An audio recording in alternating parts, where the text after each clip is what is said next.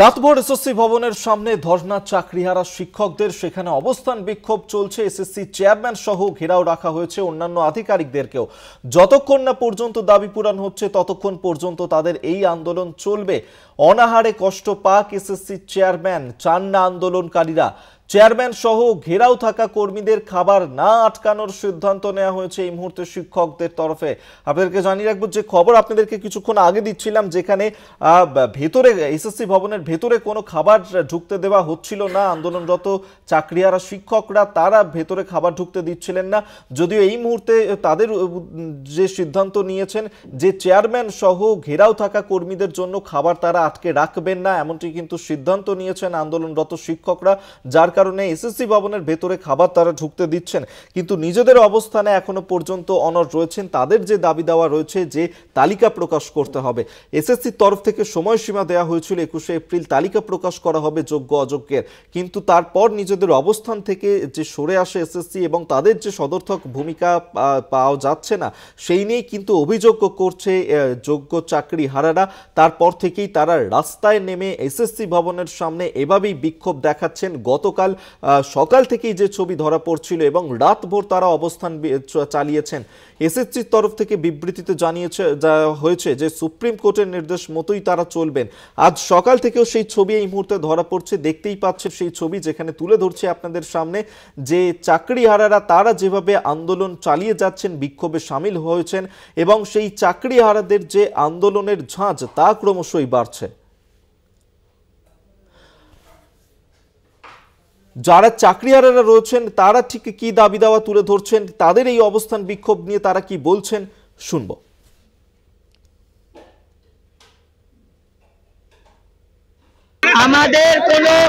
আমাদের কোনো পজিটিভ বার্তা পাওয়া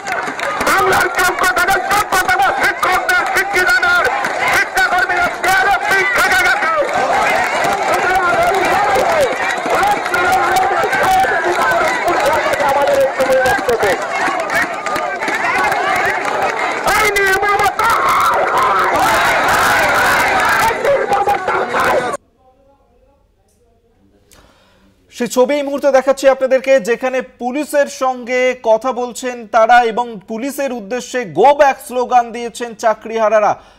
এসএসসি ভবনের সামনের ছবি দেখতে পাচ্ছেন, যেখানে পুলিশ তাদেরকে উদ্দেশ্য করে এভাবেই গো ব্যাক স্লোগান দিচ্ছেন চাকরিহারারা। এসএসসি ভবনের সামনে যে পরিস্থিতি বজায় রয়েছে, গতকাল রাতেও সেই একই ছবি ধরা পড়েছিল সেখানে, আজ সকাল থেকেও সেই একই ছবি ধরা পড়ছে। পুলিশকে উদ্দেশ্য করে গো ব্যাক স্লোগান এই মুহূর্তে দিচ্ছেন চাকরিহারারা।